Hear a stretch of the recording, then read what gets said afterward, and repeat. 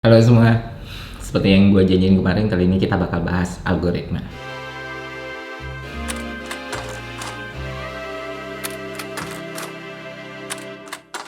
Pertama gue mau minta maaf dulu karena gue telat upload, padahal gue udah janji bakal lebih sering upload. Ternyata gue belum mampu. Terus juga gue pengen bikin konten ini secara proper, dan gue ngerasa gue butuh melakukan riset dan observasi kecil-kecilan gitu. Gaya banget ya.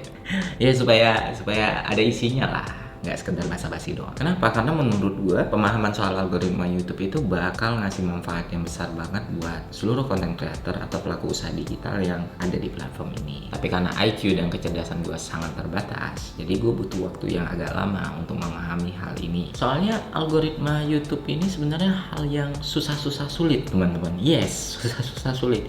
Lu harus ngebahas sesuatu yang nggak pernah dirilis secara resmi, sesuatu yang nggak transparan, sesuatu yang nggak dibuka secara detail gitu loh. Jadi apapun yang gue omongin ke depan nantinya itu sifatnya ya analisa, perkiraan, prediksi, opini, pendapat, yang mana kebenarannya masih sangat bisa diragukan, masih sangat bisa dipertanyakan, masih sangat bisa didebat, bahkan dibantah. Jadi gue sangat berterima kasih kalau teman-teman mau bantu gue diskusi di kolom komentar soal algoritma ini. Terus apa hubungannya algoritma dengan kata halilintar? Mesra pak, mesra banget, bener. Oke, gue disclaimer dulu. Di sini gue nggak akan ngomongin soal tingkahnya Atta, kontroversinya Atta, hal-hal aneh yang Atta lakuin, atau hal-hal yang gitulah dari seorang Atta Halilintar gitu. Banyak youtuber yang udah ngomongin itu, mereka udah katam gitu. Lu tonton aja video mereka. Tapi di sini gue bakal ngomongin bagaimana algoritma bekerja menjadikan Atta Halilintar sebagai youtuber dengan subscriber terbanyak di Asia.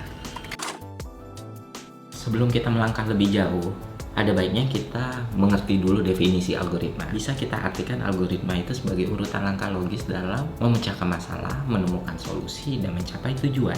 Apapun website atau aplikasi yang lo temuin di internet sekarang, itu semuanya pakai algoritma pak. Baik dari yang sederhana banget sampai yang rumit banget. You name it lah, Google, Facebook, Twitter, Instagram, termasuk itu. Kali ini kita bakal bahas algoritma YouTube. Jadi YouTube gunain algoritma yang mereka namakan Search and Discovery. Tugas algoritma ini memastikan penonton mendapatkan video yang sesuai dengan kebutuhan mereka dengan cara yang paling mudah dan praktis. Nah, bagaimana cara algoritma melakukannya? Mereka menganalisa behavior atau habit yang biasa lo lakuin di YouTube. Jenis video mana yang sering lo tonton, channel apa yang lo subscribe, isu apa yang sedang lo ikutin, dan informasi apa yang lo cari. Nah, itu dianalisa sama YouTube sehingga profiling lo dapat sama mereka gitu loh. Setelah profiling, mereka bakal nyocokin. Mereka bakal ngurutin video berdasarkan nilai rating tertinggi untuk direkomendasikan sebagai video yang bakal muncul di halaman home lo, di halaman rekomendasi video lo, di urutan list pencarian teratas, dan tempat-tempat lainnya. Nah, misalnya gue suka anime, lebih spesifik lagi gue suka One Piece gitu. Dalam satu periode gue nonton semua video One Piece yang ada di YouTube. Nah, itu dalam waktu singkat, halaman home YouTube gue pasti bakal berubah. Isinya bakal One Piece aja semua. Tapi di antara semua video One Piece itu bakal terselip video-video anime yang lain, kayak Full Metal Alchemist, Naruto, Bleach, dan lain-lain. Nah, selain anime yang tadi, YouTube juga bakal nyelipin video-video yang berhubungan dengan Jepang-Jepangan, misalnya Tokukatsu, atau budayanya Jepang, geografinya, sejarahnya, dengan porsi yang jauh lebih sedikit lagi, dari yang spesifik, segmented, sampai yang general. Begitulah cara algoritma YouTube bekerja. Jadi dia bakal ngedirect kita untuk menonton YouTube lebih lama lagi, lebih lama dan lebih lama secara smooth. Kenapa YouTube melakukan itu? Supaya mereka mencapai tujuan mereka sebagai korporasi atau perusahaan. Jadi dengan penjelasan tadi ya bisa gue bilang algoritma YouTube itu pegang peranan penting banget buat naikin traffic suatu video ataupun channel. Lalu sebagai content creator, apa yang bisa kita lakukan? Apa yang bisa kita berbuat supaya video kita dianggap layak untuk direkomendasikan oleh algoritma YouTube? Nah, sayangnya nggak ada jawaban yang pasti. Karena selain dia berubah terus, algoritma itu sifatnya ya rahasia dapur perusahaan. Nggak akan mungkin dibuka secara benar-benar transparan, karena itu juga bakal mendatangkan resiko yang besar bagi YouTube sendiri, terlebih resiko keamanan. Tapi jangan takut, walaupun nggak dibuka, tapi kita bisa prediksi nih, kira-kira formula apa yang bisa kita gunain supaya traffic video kita naik. Pertama yang lu butuhin adalah menarik penonton, dan lu bisa mulai dari judul dan thumbnail. Pastiin ketika lo bikin judul dan thumbnail itu menarik pak. Gue nggak bilang bagus, tapi menarik. Yang menarik itu bagaimana? Ya gue nggak tahu, karena definisi menarik itu universal. Yang menarik buat gue belum tahu menarik buat lo, ya kan? Tapi walaupun nggak bisa didefinisikan, lo bisa lihat pattern. Lu bisa lihat polanya kayak gimana biasanya youtuber terkenal atau youtuber besar ngebuat thumbnail dan judul videonya. Dan kalau lu ngerasa cocok, wah itu gue banget, gue bisa, ya lu lakuin. Kalau enggak, ya nggak masalah. Karena kalau ada ketidaknyamanan pribadi lo ketika bikin thumbnail kayak gitu yang jauh dari kaedah desain visual ataupun bikin judul kayak gitu yang jauh dari kaedah berbahasa, gue sangat mengerti. Ya udah, kita tempuh cara yang lain. Kedua, riding the wave. Lu harus ngikutin nih isu apa yang lagi tren, isu apa yang lagi naik, obrolan panas apa yang sedang terjadi di dunia ini. Dan lu obrolin juga, lu omongin juga. Kalau perlu lebih panas, Pak. Ketika lebih panas lagi, lu melahirkan sebuah peluang baru, namanya kontroversi. Dan ketika lu melahirkan kontroversi, ada peluang baru lagi yang muncul, namanya klarifikasi. Udah muter-muter di situ aja, uang aja itu semua. Gue pengen riding the wave, tapi temanya nggak cocok nih sama personal branding yang gue bangun atau identitas yang berusaha gue tunjukin ke penonton gue. Udah, buang aja itu, nggak guna. Betul. Yuk, lu misalnya youtuber Mobile Legend gitu, terus lu pengen ngomongin taruhlah Indira, omongin aja, lu paksain aja masuk ke konten lu gitu. Misalnya Pusreng yang kalah nonton vlog McD Sarinah nya Utap dan Indira, nah gitu, ya nggak apa-apa, sekreatif lu lah. Sebenarnya riding the wave ini metode klasik banget, orang-orang udah gunain ini dari lama gitu, dan emang sampai sekarang pun apapun medianya ini terbukti berhasil. Dan masih banyak kok youtuber gede yang punya subscriber banyak jadiin riding the wave sebagai senjata utama gitu. Jadi orang ini mau dia ngerti atau enggak, mau itu bidang dia atau enggak, kalau ada yang rame pasti muncul. Itu banyak youtuber yang kayak gitu. Dan kalau lu mau contohnya ya Anji Drive misalnya, ya udah nggak drive ya.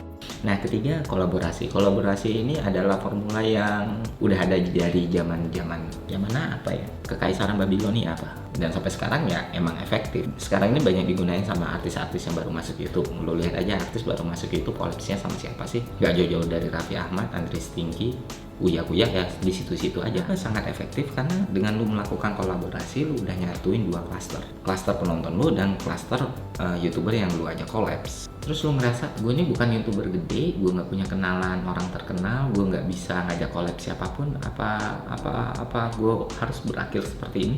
Tidak teman, tidak, masih ada cara lain. Kalau lu nggak bisa ngajak collab orangnya, lu bahas dia di video lu. Lu jadi muka dia di thumbnail video lu masukin nama dia di judul video lu, terus lu omongin dia. Udah, itu sama aja. Itu efeknya mungkin juga 11-12 sama lu collab sama dia. Bedanya ya lu mungkin nggak dapat exposure dari dia. Ya contoh nyatanya yang sedang gue lakuin ini. Ada channel namanya Draw My Life Indonesia. Nah, ini channel itu spesialisasi buat bikin Draw My Life youtuber di Indonesia yang terkenal. Itu emang terbukti bener-bener naikin engagement rate video mereka, naikin traffic video-video mereka. Hampir semua video-video yang mereka buat kalau orang yang terkenal pasti tinggi, pasti naik. Bahkan ya video yang mereka buat itu nggak jarang ditanggapi langsung oleh si youtubernya. Kayak Eriko Lim waktu itu juga langsung ngebahas video Draw My Life dirinya yang dibuat sama channel itu. Itu contoh positif. Contoh negatif lebih banyak lagi, Bapak. Nah, engagement rate itu ditentukan oleh like, share, dan komen. Jadi untuk mendapatkan semua hal itu, lu bisa bikin video yang bagus banget, yang berkualitas banget, supaya penonton yang nonton video lu dengan sukarela mengomentari atau like video lu. Jadi engagement rate lu naik. Tapi kalau lu ngerasa lu nggak bisa bikin video yang bagus banget, gampang, jangan takut. Ada cara lain, namanya CTA atau Call to Action.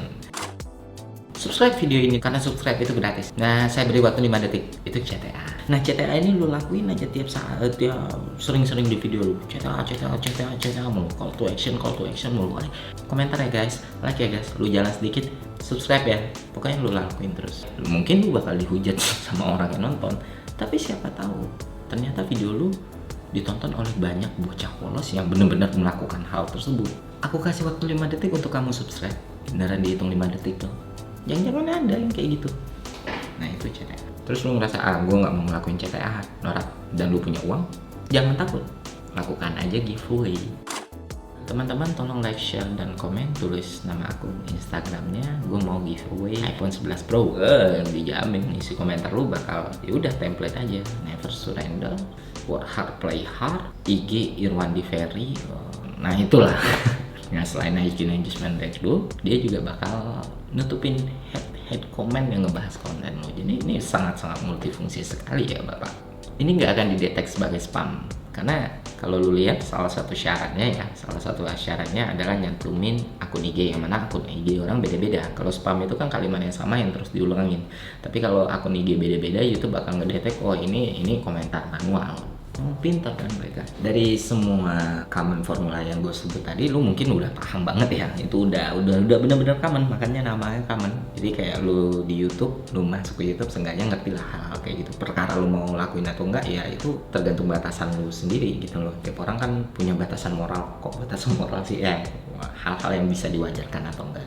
Ya terserah, bisa berhasil atau enggak ya so far yang gue lihat ya emang berhasil. Lu ngelakuin satu aja di antara semuanya ya peluangnya bakal naik, apalagi semuanya lu lakuin. Dan si Atta Halilintar kalau lu perhatiin ya melakukan semua yang gue sebutin tadi sebenarnya, jadi wajar videonya naik. Tapi yang ngelakuin semua hal kayak gitu bukan cuma Atta, banyak YouTuber Indonesia yang juga melakukan hal itu dan naik juga. Tapi kenapa seorang Atta Halilintar yang jadi YouTuber terbanyak di Indonesia bahkan di Asia, ini yang bikin konten ini sebenarnya mungkin menarik gitu loh. Karena yang tadi itu ya udah banyak dibahas orang, kayak gimana pun bungkusnya, lu tonton aja video YouTube orang lain gitu, jangan nonton ini. Nah untuk menjawabnya kita perlu balik ke tahun 2017, segmen 3.